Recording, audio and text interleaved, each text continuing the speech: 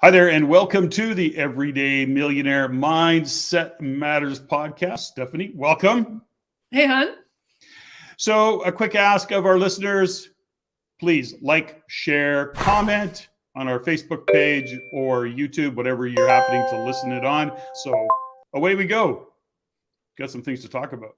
We do. And this one's an interesting topic. This one links a couple of our podcasts. So hopefully our listeners are following along. So this one is about being offended. And it's a topic that we've kind of kicked around in conversations before. And it was really stems from this place of how easily people seem to be offended these days. And maybe it's just because we're more aware of it. But I do know this, that over the past 3 years, which is a lot of where our conversations go, because there's been so many changes in just culture and society and what is happening in the world.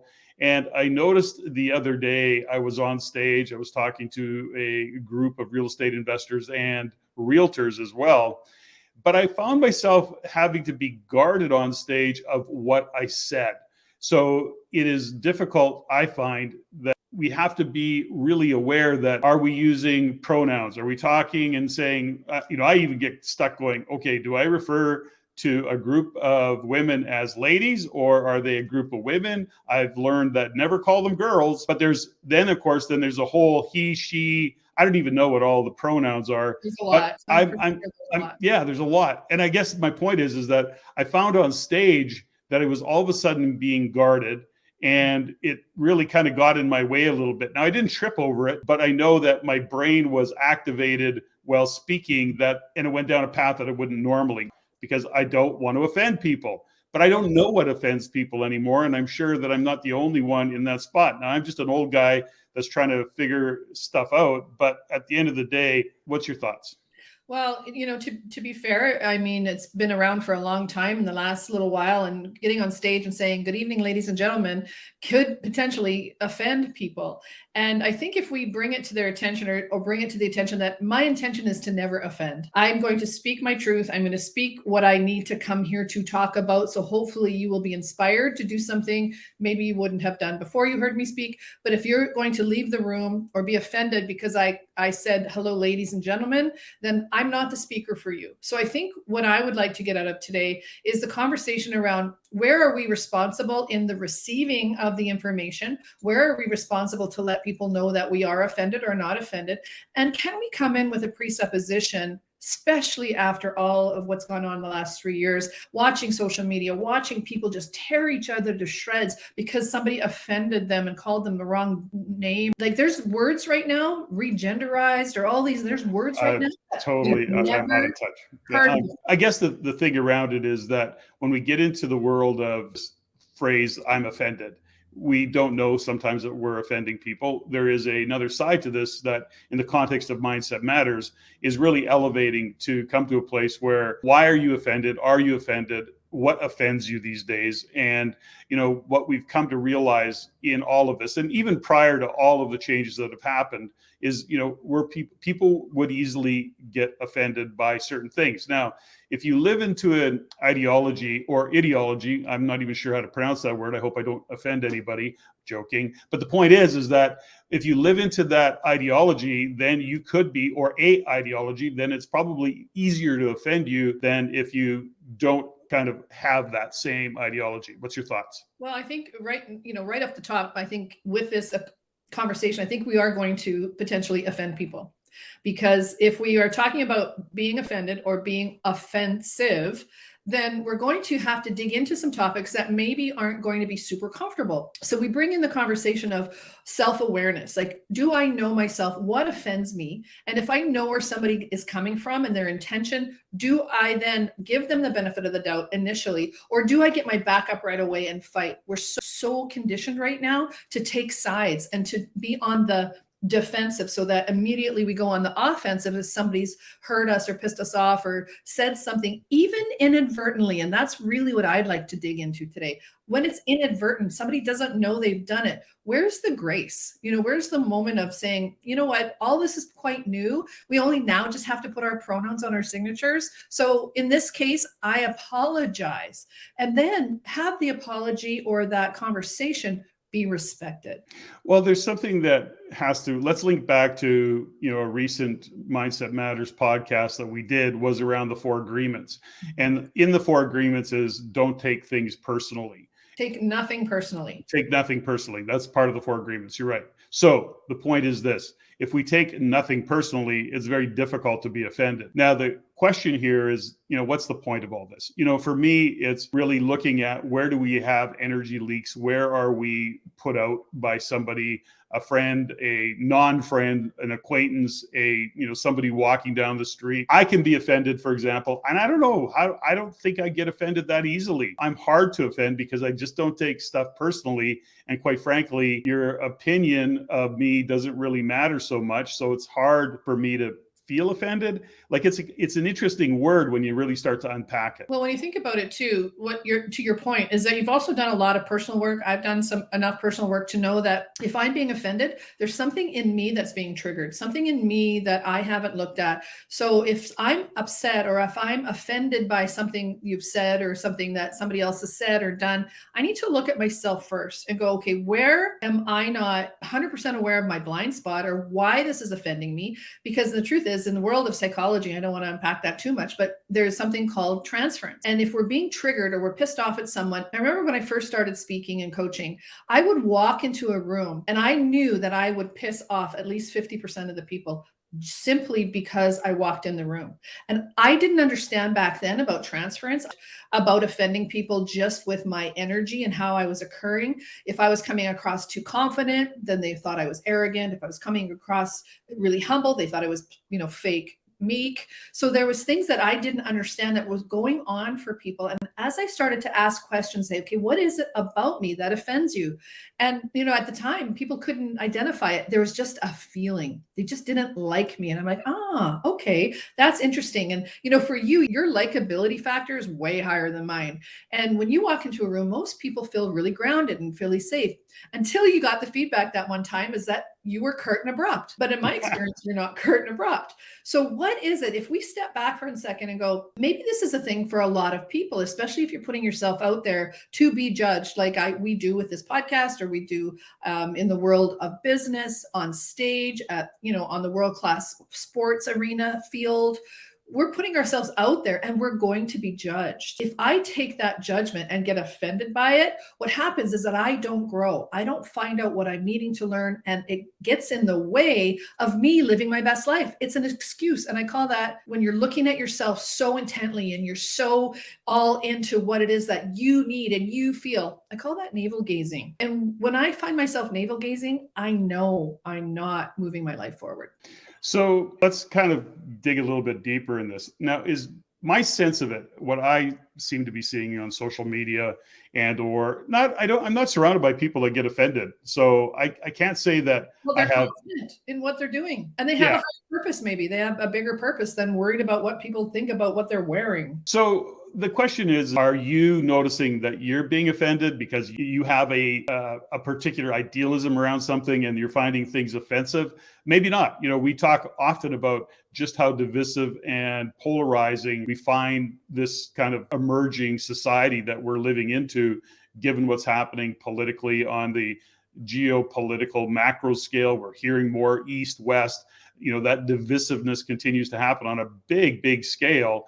And, we're then at the effect of those who think World Economic Forum is bad news. Then we're at the effect of those who say, well, no, the World Economic Forum is just out for the better people. There's a divisive view of the world. But and I'm using World Economic Forum as an example because it's one of those dividing things right now.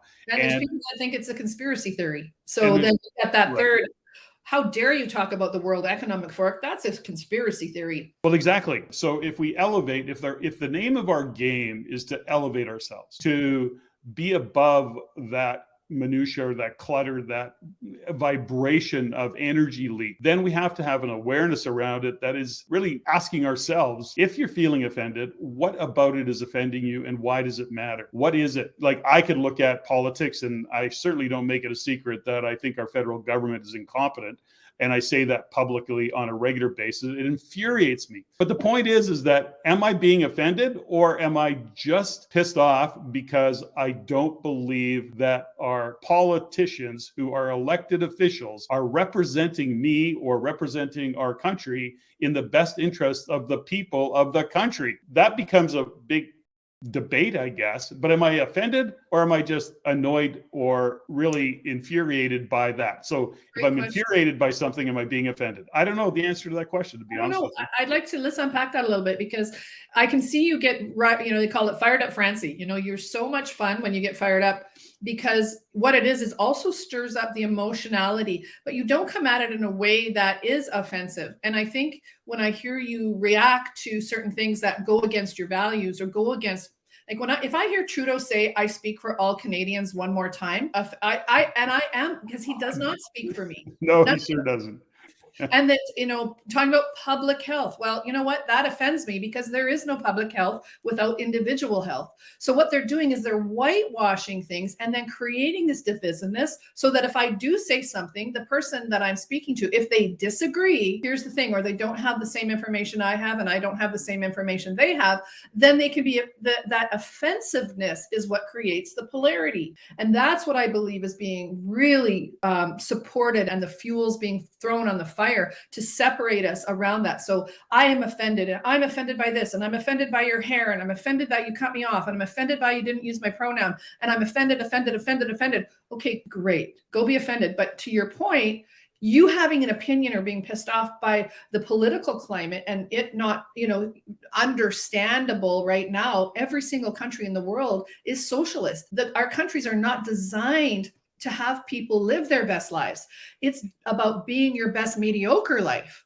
So that opinion can really create a spark in people, because if they're not aware of how we're being dumbed down, and how they're not aware that there may be an effect on our mental, physical, spiritual, emotional, socioeconomic health, then they will defend to the death what they think they know, and they can be offended and shut down the conversation, versus going, do I need to be right about this? Do I need, or you know what? I know Stephanie doesn't speak out of turn and out of not having researched, etc. Patrick's a little more fiery, but ultimately, I think we have to be able to understand how we're occurring to other people. And that's the only place we can take responsibility. Like I said, I can walk in a room and piss 50% of them off just by smiling and not know why. But I can't take that personally, because my vision, or what it is that I'm there to share, is more important than whether you like me or not. So in the politician's case,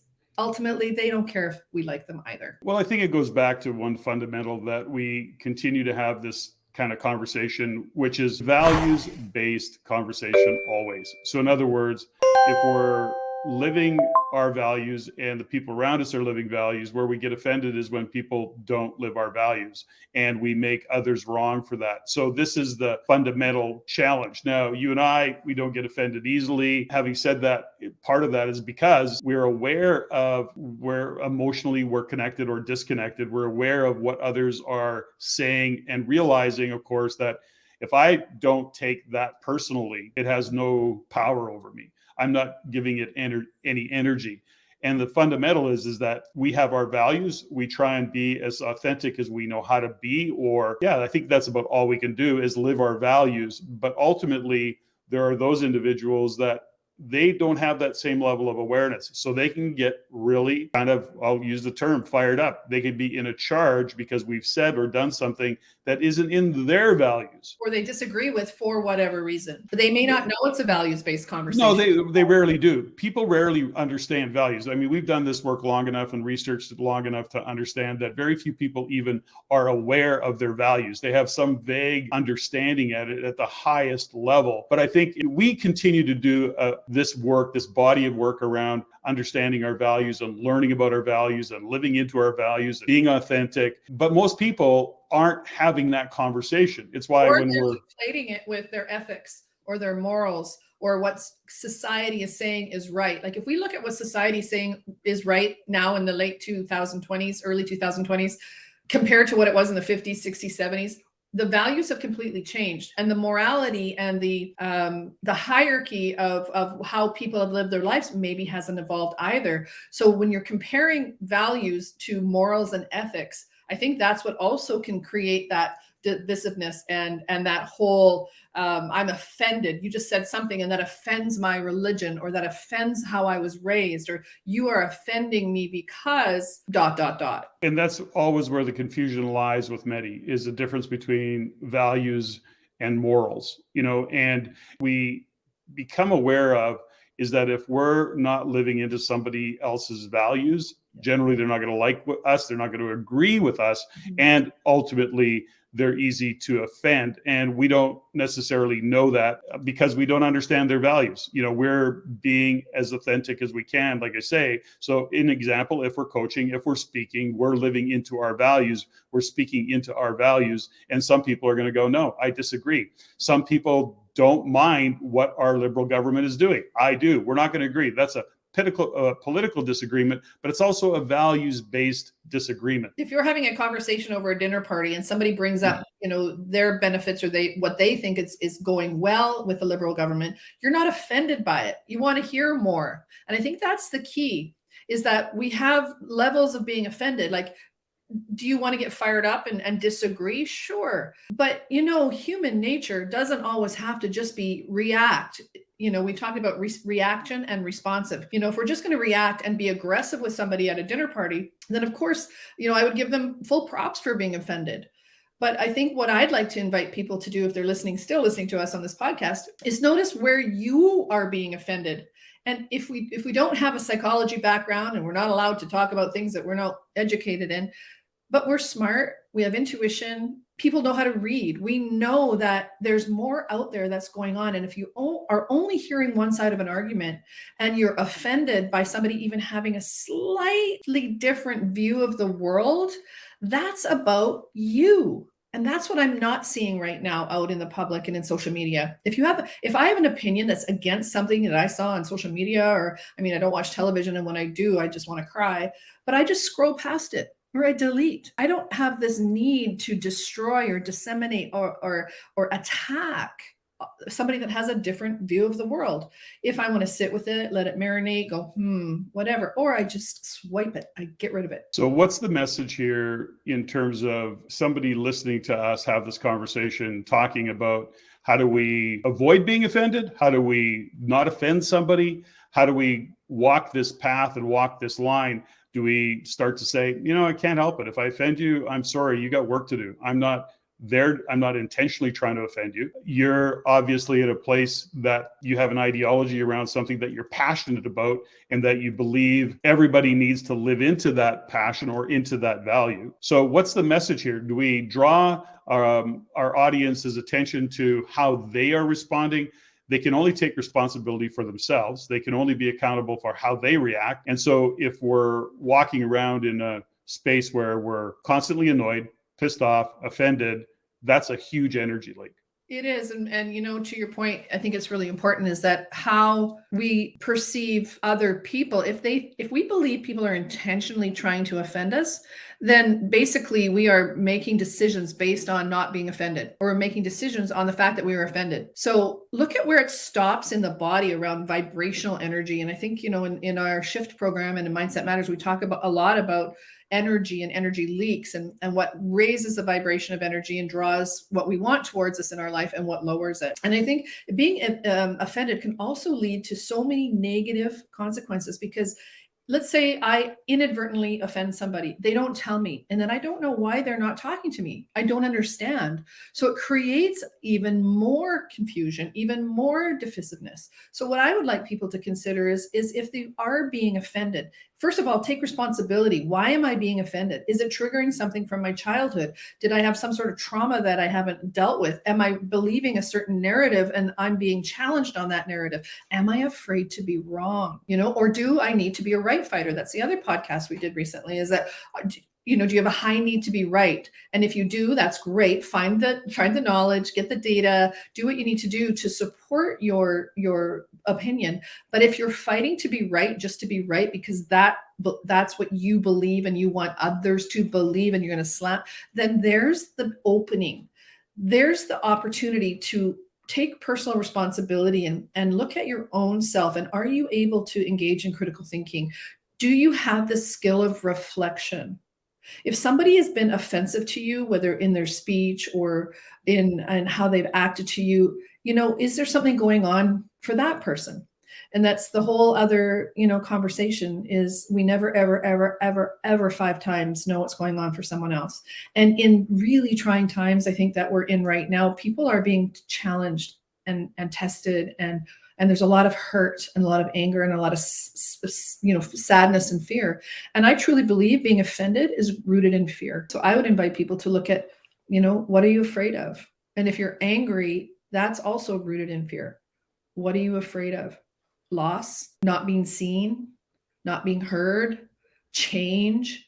So I think what this topic brings to me, and if I'm going to look at why I'd be offended by what somebody said, or they called me the wrong pronoun. I get called the wrong name all the time.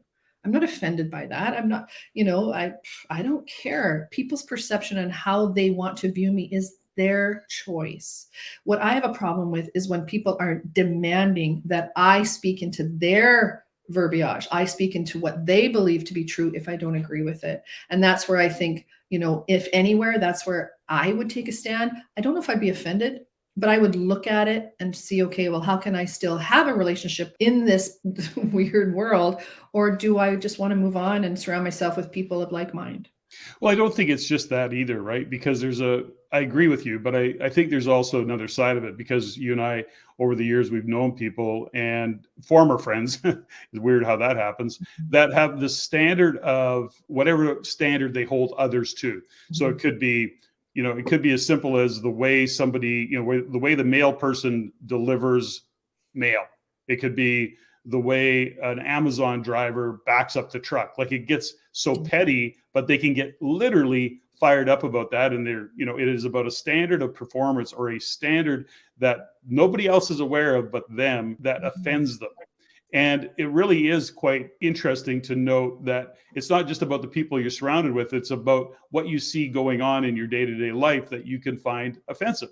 Now, if service is poor at a restaurant, are you offended, or is the service just poor?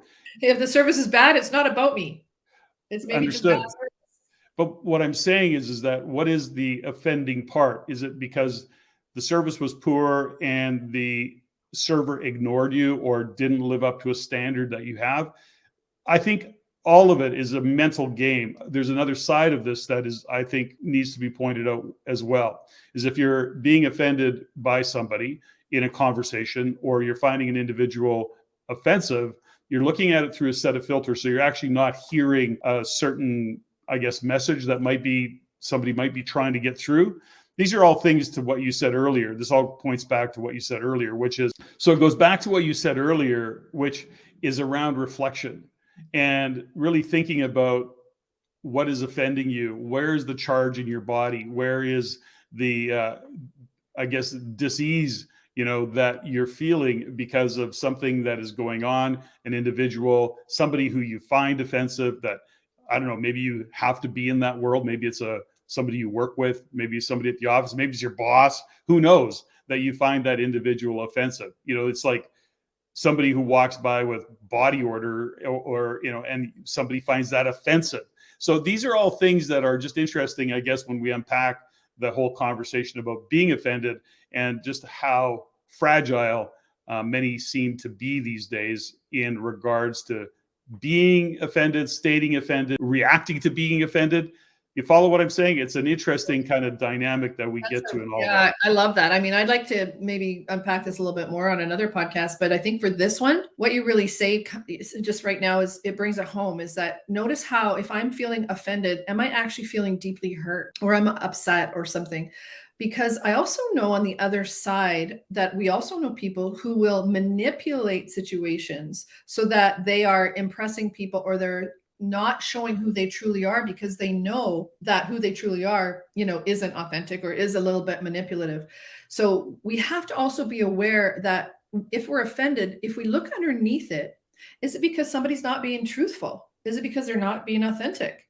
That to me is one of the biggest things that offends me in my pursuit of authenticity, my pursuit of truth, and knowing that nobody's perfect. I'm like so far down the scale of being perfect that I have a ton of room for people to kind of stumble their way, whether it's in conversations but if we hold the space that people are truly doing the best they can, and that's the other agreement, is that just do the very best you can. And then if that's the truth and I still offend somebody, then that is not about me. That's on them. And I can't take that on. Life is too short. And ultimately, if I do and I try to fix it, sometimes not sometimes, it just continues to get worse. Okay. I think we've offended enough people in this conversation, perhaps. But, I think just to wrap it up, when we get to understanding what drives and the emotion around feeling or being offended, the reality of it is that you can't offend anybody if they don't take it is offense. So in other words, you have to choose to be offended, and you can choose not to be offended by anything that comes at you, but that is a conscious choice. It takes reflection. That's where the study of Stoicism comes in handy sometimes, right? Just to be stoic, let somebody throw something at you that you realize, yeah, that offends me, but not react to it. And I think that's an important part of being offended is, are you reacting to it, or are you able to harness the emotion that you might feel to kind of filter it and come through it and go, something, I'm not going to take that personally. I expect and really think that somebody's doing the best they can, and their intention wasn't to offend. It's how I'm reading it, because I think most often that's going to be the case. It's true. And if we take every time we feel offended, and then we make it the new normal, especially in this world that we're in and the online situations that's happening, is that we're going to keep ourselves very small. We're going to keep ourselves isolated. And I think we're just not giving the grace and the humility and the space. Remember, we talked about holding space. How do we hold space for people to figure stuff out? As I'm noticing in certain conversations, as people are waking up to what's going on economically, financially, what's happening with the WHO and the WEF and all these kind of 3-lettered whatevers, people are hurt. And then we automatically can kick into, oh my gosh, that is so offensive. How dare they? But the truth is, I think we always have to bring it back home and say, okay, I am offended. I don't want to be offended. I need to do my own work. So let me take and control what I can control. And what I can't control is somebody's opinion of me. And if I've offended you, all I can do is say, I'm sorry, but you need to look at why you were offended. I can't change that. I can only be my best self. And if my best self offends you, we're not, our relationship's not going to go anywhere. Beautiful. And as we wrap it up, what we know is this, that we are navigating a new time, and mindset matters. And as we break it down, we begin to understand. Stephanie, thank you. Thank you. That was fun.